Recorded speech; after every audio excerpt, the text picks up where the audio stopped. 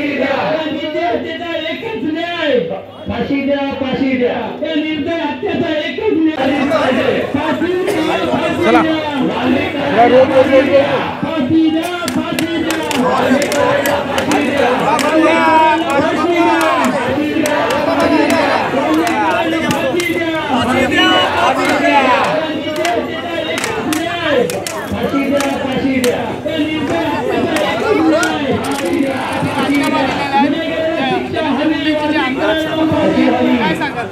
खरोखर आतापर्यंत आपल्या महाराष्ट्रामध्ये अशी दुर्दैवी हत्या कोणी केली नाही. ज्याप्रमाणे वाल्मिकरांनी देशमुख कुटुंबाला जे सरपंच आहे त्याची निर्गुणपणे हत्या करून त्यांच्यावर ज्यावेळेस त्यांनी पाणी मागितलं त्याच्यावरती त्यांनी सर्वांनी लघुशंका केली आणि अशा प्रकारे त्याच्या शरीराच्या एक एक भागाला अक्षरशः निर्गुणपणे त्याची हत्या केली.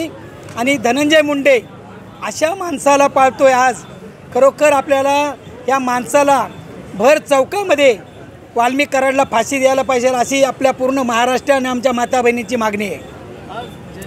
खरोखर अक्षरशः आपल्याला माहीत आहे पूर्ण महाराष्ट्रात बीड जिल्ह्यामध्ये ज्यावेळेस मुंडे साहेबांनी त्याला पाळलं होतं त्याचा पैशाचा व्यवहार, त्याचा जमिनीचा व्यवहार, त्याचे 2 नंबरचे प्रकार सगळा हा वाल्मिक कराड पाहत होता. आणि आता पूर्ण यावेळी मुंडे साहेबांना माहीत असताना देखील त्याला पाठीशी घालून पूर्णपणे वाचवण्याचा प्रयत्न केला. तरी पण आज मुंबई पोलीस, पूर्ण महाराष्ट्र पोलीस, CID CBI यांनी खरोखर न्याय देऊन देशमुख कुटुंबाला आज न्याय दिला आहे आणि त्यासाठी त्याला फाशी द्यावं अशा पूर्ण आपल्या महाराष्ट्राच्या आमच्या कांदिवलीवासियांची मागणी आहे. काय सांगाल याचा राजकीय लोकच आहे ना या सूत्राच्या मागे होती. 2 नंबरचे यांचे प्रकार होते. रेतीचा व्यवसाय असू दे, जमिनीचा व्यवसाय असू दे, त्याच्यातून ही हत्या घडली.